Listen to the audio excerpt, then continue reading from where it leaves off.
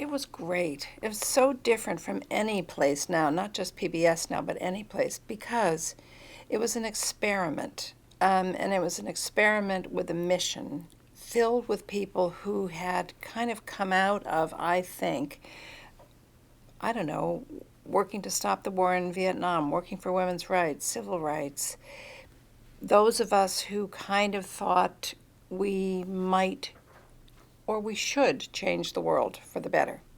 And I think that is a very time specific thing. It's hard to describe it, but I entered college in 1965 and graduated in 1969, and think of what happened in that period of time.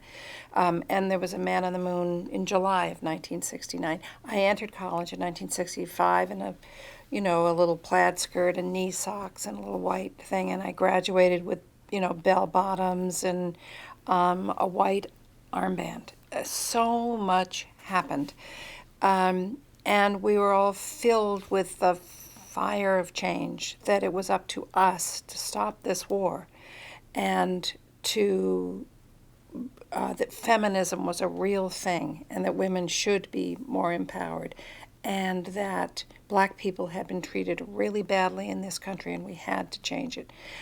I mean, there was a fire in us to do those things, and oh my God, we started to be able to do that because the student movement, married with academics and various politicians, McCarthy and eventually Kennedy, did slow down and stop the war.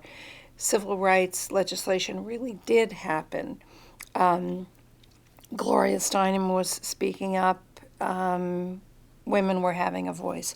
It was terrifically exciting. And public television was, in some ways, the platform for a lot of that.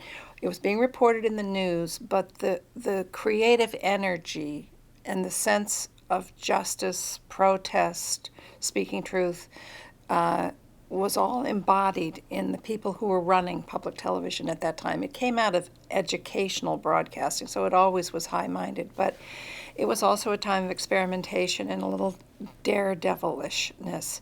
And as I remember it, you could have the idea for a show, sell it to your bosses, and there would be the money to make it. It wasn't terrifically expensive to make these things. So I got terrific experience doing live radio, edited radio, live television documentaries about artists, ballerinas, musicians, sports people, writers, and eventually business people, because I worked on a series called Enterprise, which were documentaries about business stories. But the closing of a GM plant, I produced a documentary about a closing of a GM plant in New Jersey that the workers' union then bought. I didn't know anything about that, but I learned about it and did a positive story about how these workers saved their plant, or about the building of the Westin Hotel in this country from the ground up. So it was, I think, terrifically entertaining to watch this stuff, and terrifically educational to make this stuff, because I learned how to do all kinds of different producing. My partner, the man I work with and live with, named Stephen Ashley, tells the story of growing up in Toledo, Ohio, and his experience of public television, which was the family gathering to watch Julia Child, loving Julia Child. And his mother had been to France, was interested in cooking and learning how to cook, and then beginning to do more and more of that kind of cooking.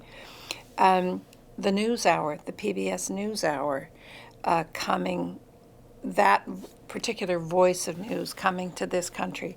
And the local stations, Stephen eventually went to work for the local public television station in Toledo, and saw there how so many people in the heartland had never been to New York, had never been to the West Coast, and then you would see performances or operas or dance, and that was all happening in public television. And at my station, WGBH, where Masterpiece was born in 1971, that station also gave birth to Nova, which became the preeminent science documentary series. Nova was created there. frontline, which is investigative journalism, and probably the last man standing in investigative journalism now was created by David Fanning, who was the first executive producer and went on the air, 25, 30 years ago, maybe longer than that. American Experience, which is an American history documentary series, the only one remaining. So there I was, joining PBS just at the time that it was beginning its rise and working at WGBH just as it was becoming a powerhouse. So I feel like the confluence of those events that would put me in the driver's seat of a British drama series, which had been my first love anyway, British literature, and this is a British drama series based on primarily on British literature, was heaven sent, universe sent, magic.